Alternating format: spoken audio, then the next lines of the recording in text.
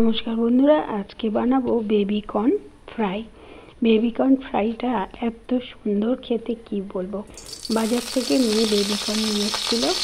আর এই বেবিকর্নটাকে একদম অল্প তেল দিয়ে, 1 চামচ তেল দিয়ে তাতে দিয়ে দিতে হবে সর্ষে ফোড়ন আর কারি পাতা ফোড়ন দিয়ে বেবিকর্নগুলোকে দিয়ে দিতে হবে।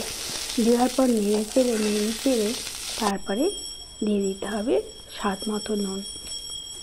আবার একটু নেড়ে চেড়ে কাঁচা লঙ্কাটাকে কুচিয়ে রেখেছিলাম, সেই কাঁচা লঙ্কাটাকে দিয়ে দিতে হবে। ঝাল আপনারা যে যার মতন খাবেন দিতে পারেন, আর চাইলে গোলমরিচও দিতে পারেন। আমরা কাঁচা লঙ্কা ভালোই খাই, তাই সেই কারণে আমরা কাঁচা লঙ্কা দিয়েছি। আর এইভাবে হালকা করে ভেজে নিয়ে ব্যাস নামিয়ে গরম গরম খেলে যা অসাধারণ খেতে, যেমনি খেতে ভালো তেমনি স্বাস্থ্যেও ভালো।